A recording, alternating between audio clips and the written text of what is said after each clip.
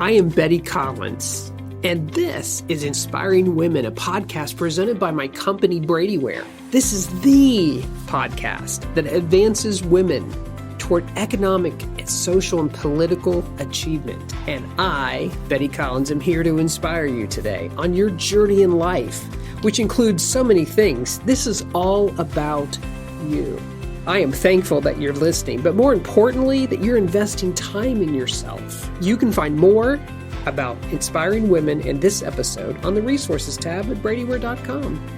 So today we're going to talk about authenticity. Huge subject, something that people just need to talk about and they need to see for sure. So, and this is a first. I have a fan of my podcast being interviewed.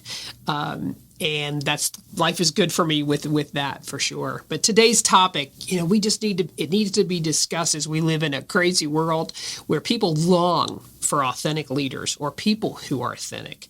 And what I found in this guest that I'm working with today is it's a strategy. I never thought of it in that way. So I'm excited that we're going to talk about that. My guest today is going to give us a new perspective and hopefully inspire you, right? So being authentic, it's a great secret weapon, according to my guest today. She's going to talk about that. And her personality and energy are evident on everything I found in my research of her. She just kind of jumps off the page and she excites you from the beginning. So I'm not going to talk about a whole lot of being authentic because I really want you guys to hear from her, and we're just going to have a great conversation. So today, my guest is Erin Hatzikostas of Be Authentic Inc. So Erin, did I get that right? Because it's a great name. Nailed it, buddy. You nailed it. Okay, great. She was a CEO of a 9-figure healthcare company at the age of 42. Very impressive. And after leading a massive company turnaround, she decided to retire from that corporate world and start up her own company, Be Authentic Inc.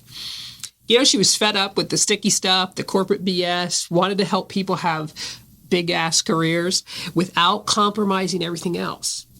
She is now an internationally recognized leader on the topic of authenticity in the workplace. She is a career and a leadership coach, TEDx speaker, which, by the way, I would love to do one day, but I probably never will. She's a Yes, you will. Yeah, I should try. She's a podcast co-host and author coming very soon. We'll talk about her book. And she is a podcast host edutainer. Never heard the word. You ought to put a patent on that. So I'm just so appreciative, Erin, today of your willingness to be on the podcast. And I know my audience is going to be glad and thankful that they came on with us today. So welcome to Inspiring Women. And first, I just want, tell about you, wife, mother, coach, runner, and Running Man enthusiast. Explain that one. So just talk a little bit about you. Yeah, let's start by unpacking the most important thing, the Running Man enthusiast. Running Man is a dance, from the 80s, the one where you sort of put one leg in front of the other. I ever since college have sort of been known for my Running Man, not because it's good, but because it's authentic. Okay. So I've been known to break that out kind of anywhere I go. Yeah, it's so great to be on, and I love what you're doing. And you have a very authentic podcast, so you passed the test. I sort of walk around with this weird radar, and I can smell inauthenticity a mile away, and didn't smell it here. But yeah, as you mentioned, I spent my first half of my career in the corporate world. I'm a small town girl. Grew up with teachers as parents in northern Michigan. Always had a little sass. I did well in school, and I was always kind of driven by proving that I could do things I didn't think I could do, both for myself and a little bit for people around me. And found my way out to Connecticut, working for Aetna, very large, Fortune 50 now part of a Fortune 5 company. And, I wasn't, I listened to your episode on the C-suite. I wasn't, that person that was like, I want to become a, C-suite executive, or I want to attain this. I always was driven by that uncomfortable, that challenge. I have this rule, in order to catapult your career, you really always have to be getting 50% uncomfortable with every move you make. And that was kind of what I did. I I would have a role, I'd do well. And then I would say, okay, what can I do next that I kind of know half of what I'm doing, but half of it's like, who the hell knows? I love it. And, so never, with each career move, never like this, I'm not a planner whatsoever. So never like this 5-year plan. But always found success in sort of getting uncomfortable. And then, this other thing that I hadn't quite figured out what it was.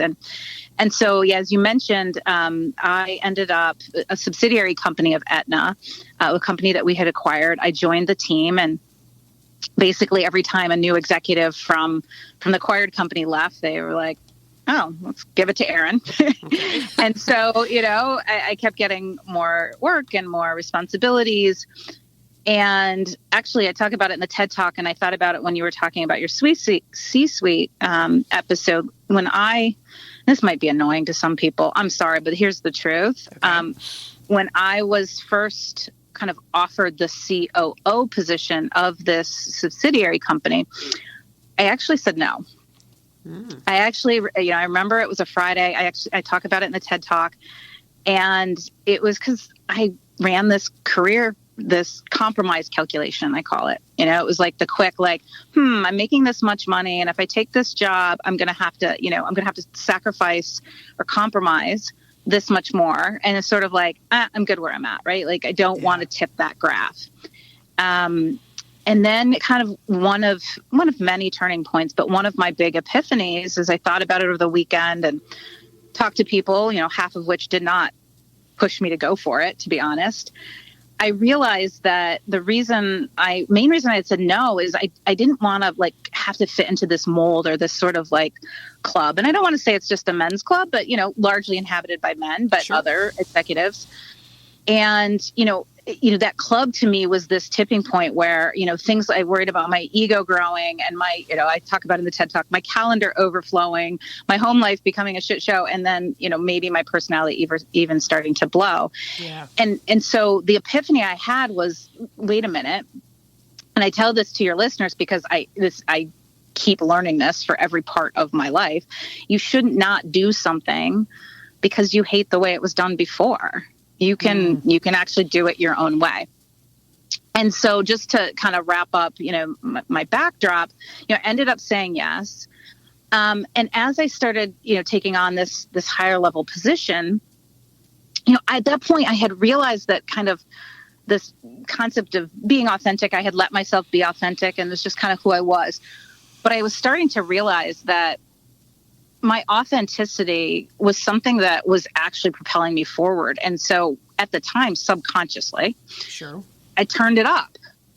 And I realized whether it was negotiating a contract or introductions and meetings or, presenting at a large, quarterly business review, that the things that made me authentic, the storytelling and the humor and the humility and the components were actually, as you mentioned at the beginning, they were kind of my secret weapon for success. And so after I went through, that run, I then eventually became the CEO the next year, turned around the company.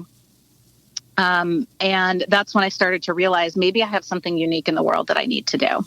Yes, you definitely have something unique. I mean, in today's world, authenticity is a whole new meaning right now. And, when I grew up in the 80s, back in the day where you were doing that man dance, that Running Man thing, that was kind of a given a lot of the times. Now it's the exception, and that's sad. It's what attracted. I loved your company and the why you started it, all about it. Well, thank you for introducing, just giving us a great backdrop of kind of a little bit about you. But you started out as an actuary. Okay. That's like saying, oh, I'm an accountant. Yay. We're kind of in the same group along with engineers. But how did that translate into becoming a corporate CEO? Yeah. Much like most people, we kind of trip and stumble our way into our careers all along the way. Mine was that I am, I love to carve my own path, but I'm also kind of, I call myself a little bit of an instant gratification whore. And as soon as somebody gives me an idea, I run with it. Yes. And I was actually in college, I started in engineering didn't like that, but I continued to take math classes. And one day, my sophomore year, my roommate, who knew I was still trying to figure out what I wanted to do, she was in the business college already. And she came home and she was so excited. And she was like, Erin, I found it. I found the career for you. It's high pay. It's low stress. And you just have to be good at math. And you're the only person I know that's good at math. It's called an actuary. And, you can probably relate. This is back in the 90s. Sure. There was no click into Google, what's an actuary? I had no freaking clue. Yep.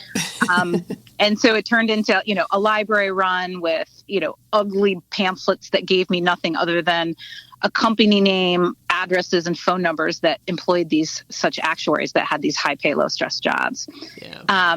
So that's where I started. And the funny story I tell, I failed miserably. I never, for your listeners, if you don't know, actuaries become actuaries through professional exams. You have to take these very difficult math exams. They're actually graded on a curve. So all the smart people that come in kind of knock you out.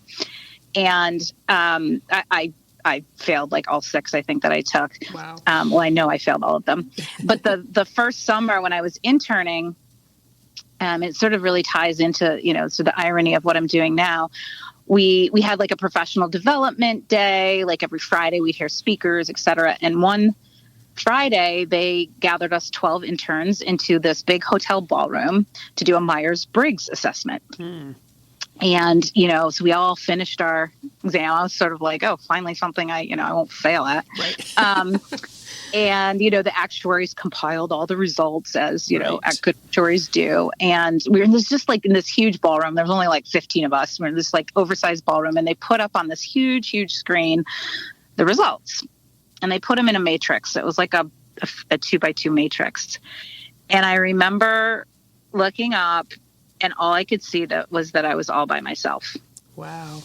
I was the only one in my quadrant. And, that obviously was the signal that it wasn't quite, even though I was quote unquote good at math, it wasn't the right path. But, now I look back and it's like that thing that put me in the quadrant all by myself is actually, is my uniqueness that I'm now making a life out of. Right. You're leveraging it.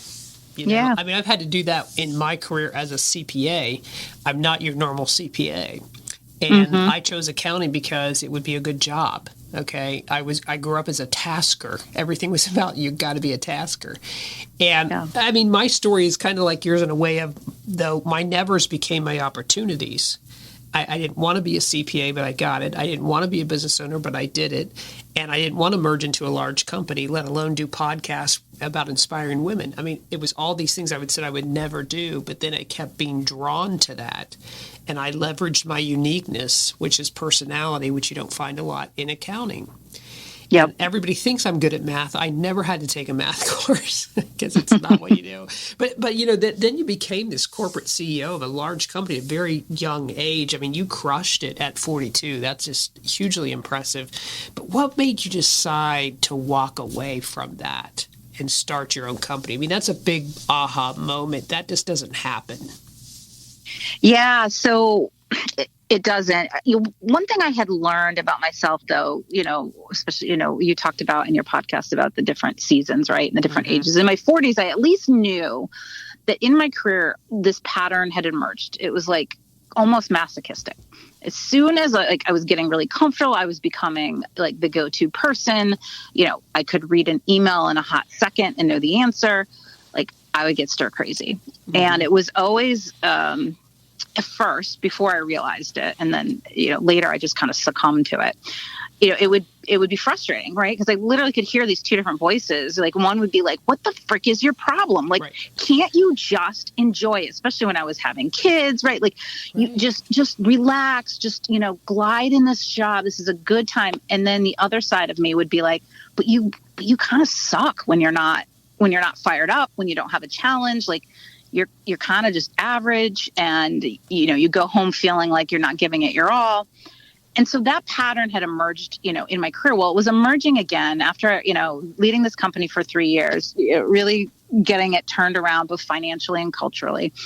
And I had the itch, as I called it. Right.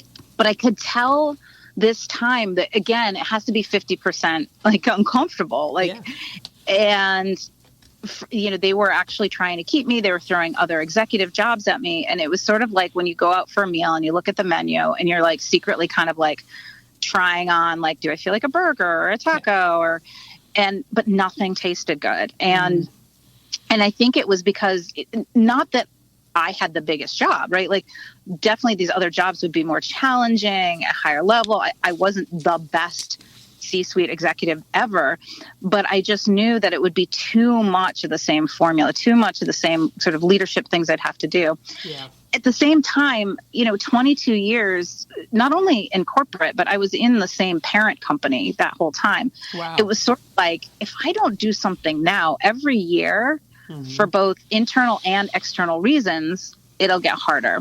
Yeah. And so I was contemplating it. I wasn't really telling many people about it. I had an executive coach I was confiding in, and I went on a business trip, and I ended up sitting next to this really nice woman. And she had been in the corporate world for about 10 years at the beginning of her career, and then left to start her own company. She had a small HR consulting practice. And, she just seemed so happy. And I was just asking her question after question. And then, like we do with strangers on a plane, or we used to, pre-COVID, we confide, we sometimes confide the things that we wouldn't tell anybody else, right? Because never going to see this woman again. And so I said to her, I'm asking so many questions because I'm starting to think about what's next for me. And I kind of think it's out on my own. I don't know what it is, but I think it's, kind of leaving the company I've been at. And then as soon as it came out of my mouth, like, I heard it and I was like, what the hell? That's stupid. Like, and I said to her, but that would be really stupid of me right now because, my reputation is at like an all-time high. Everybody knew that I had led this turnaround. They were throwing big things at me. And she just looked at me, and she was just so matter of fact, so succinct. And she was just like, who says this is the top? Wow. From a stranger. This is a complete stranger? Complete stranger. Not anymore. I plug her on LinkedIn all the time now. But, sure. And I immediately that metaphor came to life. I immediately could see the mountain range. Yeah. And I immediately was like, oh my God, what if I never know what it's like to hike up that mountain? Or I don't know what the view is from the side or the top of that, that peak over there.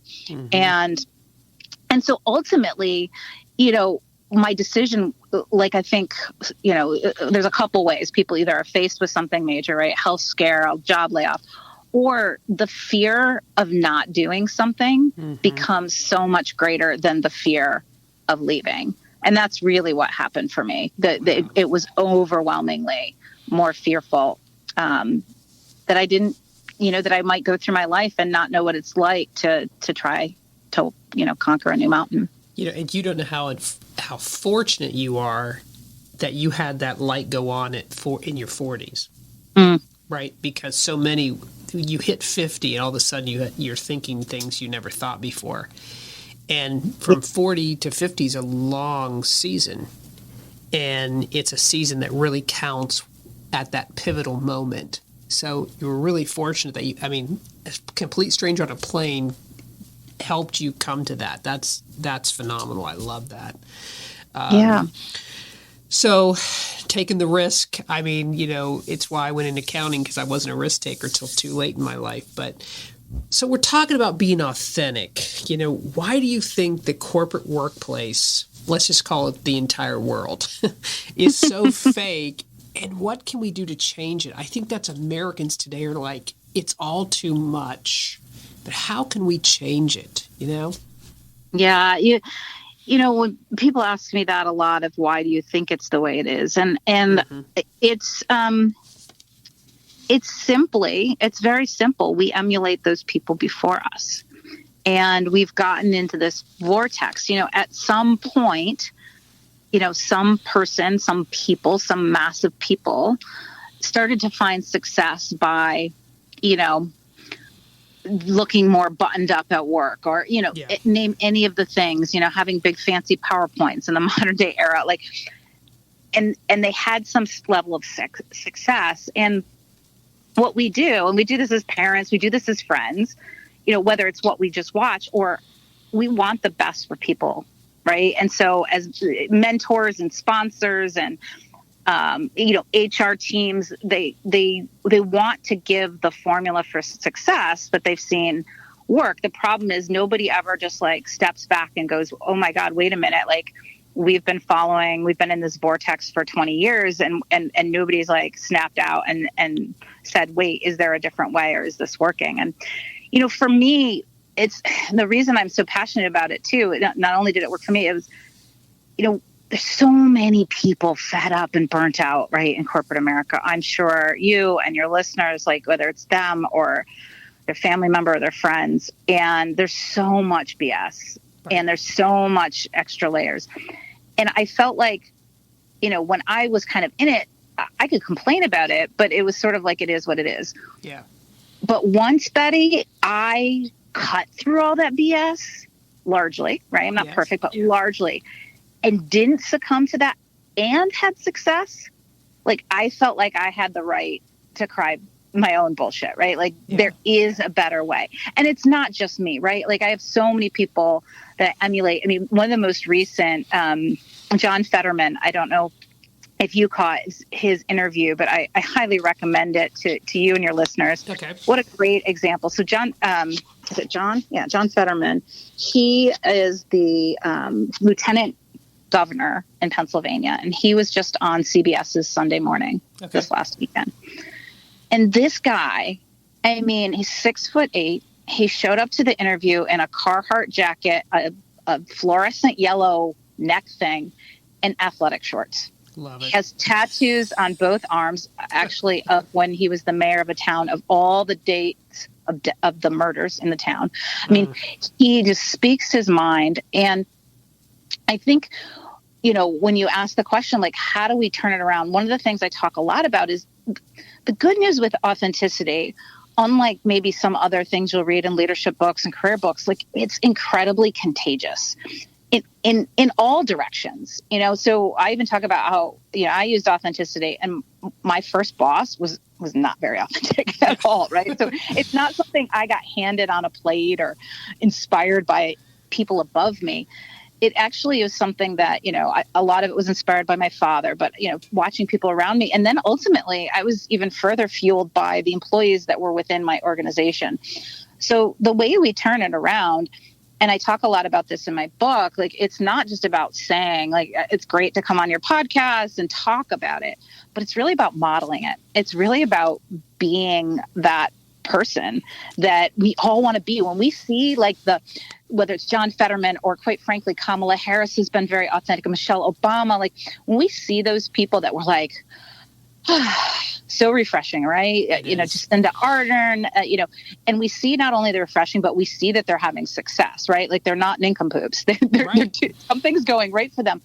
It like unlocks something like that's dormant inside of all of us, even kind of some of the shittier people that have been the stuffier people. So, I always say, my job isn't to inspire people. It's really to create an inspiration platform and just plant the seeds and the fires and highlight the people and just, keep going out and just lighting these little fires everywhere so that we can finally, get out of that vortex. Yep. Well, I mean, that there's just a lot there. I mean, I could replay that over several times because, what can we do to change it? We all need to engage in that, embrace that, and really do some more than just think about it, and just talk about it. So this is a great question. I love this. Have you always been authentic? And what made you that way? You've kind of talked about that, but, when did you really start seeing that the authentic, it's my strategy, it's my secret weapon, but have you always been that way? Yeah, back to the, like, why are we not authentic or why are we certain ways, right? We emulate the people before us. I was lucky enough to have a father who was not in business, but he was a teacher. And he was a really beloved, successful teacher. And he would come home, almost every night from school. Sometimes I'd be hanging out, sometimes I wouldn't, but, he'd sit at the counter and talk to my mom.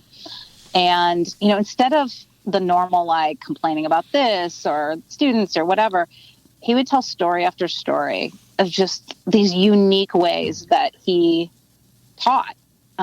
He was constantly doing metaphors, analogies, and games, and I knew that like he had great success in doing that. And so I think for me, the first thing is, it's not just enough probably to see people, like I said, that are being authentic. You also have to draw the line to their success, right? You have to say, okay, A, they're being authentic, and B, like, it's not just okay, like they are successful, right? Like, so the formula is complete. So I think that's really where it started for me. Okay. I think in my journey and my business, and what I talk about a lot, especially in the book, is it's just about constant experiments. Mm-hmm. It's about going into a meeting, instead of giving the same stuffy intro about your background, maybe telling a story, and then kind of watching, like, do people listen a little bit more? Do they sit up? Do they smile? And once they do that, right, you just inherently kind of, as I call it, you kind of get addicted to it. And then you're like, okay, what's the next experiment? And in my head, I was always thinking, like, what would I want? Or what am I sick of? Like, am I sick of, the corporate communications with the headshot of the leader, who we all know what they look like, right? Like, instead, I'm taking that off. Everybody knows what I look like by this point, and I'm going to tell a story, and then I'm going to talk about, some changes we're making. Like, I was just always kind of with the lens of, like, what drives me crazy, and why don't I just, like, if it drives me crazy, probably drives everybody else crazy. Why don't I do it my own way? Yeah, I mean, for me, the corporate picture thing. I've had to have this issue about, I don't want to look like, that is not what I look like. Okay, so just let me like smile, tilt my head, do my little thing with my fingers. That's who I am, right? And I just have had this big battle. So every time I see the accountant picture come out, it irritates me. But anyways, because it's just not me. This is not me right here, right? But authentic. That's why I was at an event, and they're like, we're doing professional headshots, and that's why you'll see everybody got their headshots, and I have a picture of me doing the Running Man. Yeah, that's perfect. I mean, I love it. I got to find that, because you've intrigued me with that. That's good.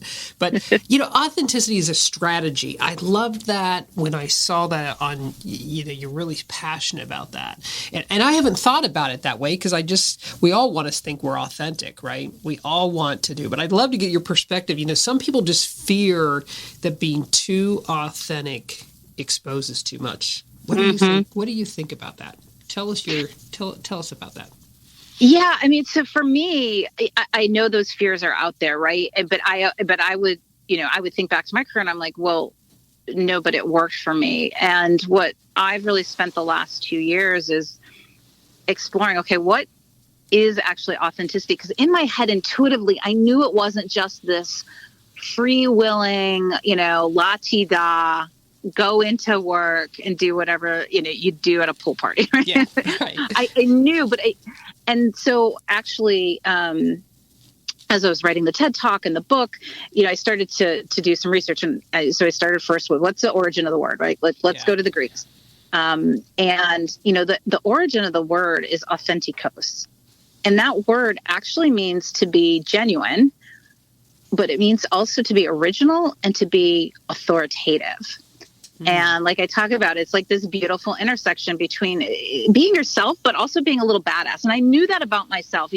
People call me authentic nonstop, right? So the label has been smacked on me, but I knew I wasn't also just, I was kind of really approachable and stuff, but I also could be tough, right? Like I knew when to like snap things into place. And so first of all, I think for many people, they think authenticity and transparency are synonyms, and they're not.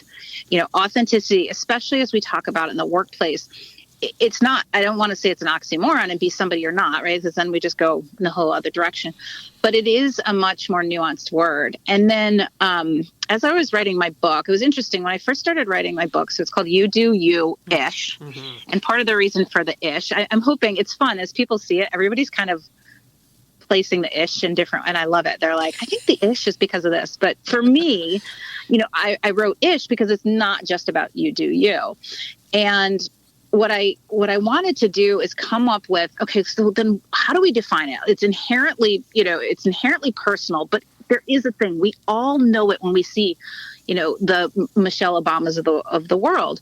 And so kind of leveraging this Authenticos and knowing it was more nuanced, I came up, with what I call the 6 principles of strategic authenticity. And it's actually an acronym, HUMANS. And so the components that I believe are really like at the heart of what authenticity is are being humble, being unexpected, modeling. So I talk a lot about modeling versus managing mindset, adapting, which again can sound like an oxymoron. We could talk about it if you wanted, but it's not. Adapting, narrating, which is kind of storytelling, and sparking or inspiring others. And so as I mentioned, when I realized that authenticity wasn't just a way of being for me, that it was actually a strategy, not just in my career. I mean, quite frankly, my life. It's like this speed pass to connecting with people and getting trust. And once I realized that I was actually using it purposely, I kind of used to say that with quotes because it was like a subconscious purposely. Now it's not as subconscious. I wanted to be able to help others. And so, that's kind of what I do in my book. I walk through the business case for authenticity. And then I talk about, the sucky songs that are holding us back. So that's kind of before I helped for you to have this new strategy, we have to kind of prime you and get rid of all the shit. Right. And then I talk about, how you purposely use these 6 elements of authenticity at work to be able to not just have a big career, but my everything is how do you have a big career and not compromise everything else? Right. Right. That's the big question of the day for women for 40, the 40 years that they're doing whatever they're doing. Yep. Yeah. I mean, your book, now, is it out yet or when is it coming out? It's officially releasing February 15th. Certainly, I definitely want it. And with my women's initiative, I'm always trying to get them to read books, okay? They just think it's the craziest thing. So I do the Betty Collins short version to try to intrigue them, and then sometimes they'll read it. But I think it's going to be a fantastic book just based on talking with you today and reading a little bit about it. But I like also on your titling how you have Unleash Your Authentic Superpowers to Get the Career You Deserve. That was a great, that lured me right in. But thank the God, Betty, because I got to tell you, it was harder naming this damn book than writing it. so thank you, because that is actually subtitle number 3. Oh, wow. Because if I'm sure you've been in this place before, like you can get so wrapped in your head. So thank you for saying. No, I hate picking the title for the podcast. As simple as it is, I'm like, because it's got to be like, why would I listen to this podcast? It's got to grab someone right there. And I always have a hard time doing it. So fortunately, my people are very good about it. But this has been such a treat. But I have one more question. Yeah. So wonderful. I love the acronym, the human. That's fantastic. But what's the one takeaway that you just want my audience to hear today? What would you want them to, if they're gonna get it? What is the ending that they can easily take with them? Yeah. The one thing I really love them to think about is to think about this 50% rule, and not just in their career, as I mentioned, using it to get 50% uncomfortable, but also as they learn and they get advice, whether they're, where I'm at now, entrepreneurial world, where it's like drinking from a fire hose again, and you're so you tempted, rightfully so, and you want to learn from others before you, but then sometimes you walk away and just go, I don't want to do that, or this doesn't feel right. Use this 50% rule to help you do it your own way. So, as people are giving you, whether it's career advice or business advice or parenting advice or whatever it is, take in 50% of it. But the other 50%, do it your own freaking way. Mm-hmm. Do it your own way. That's how we progress. That's how we innovate. That's how we are able to feel like we're authentic. And that's how we make the world a better place. Great, great, great thoughts. Great way to end. I am so honored, Erin, that you listen to my podcast and you love it. I don't know that you love it. I'm putting those words in your mouth, but I really am honored that you would listen to it. Keep doing what you're doing. And go. Wonderful. It's very encouraging because you are just a step above the crowd. So thank you for your time today and your willingness to be here. I'm appreciative. I'm sure my audience will be as well. You're welcome. My pleasure. Well, I am Betty Collins, and I'm so glad that you joined me today. Inspiring women, this is what I do. I leave this with you.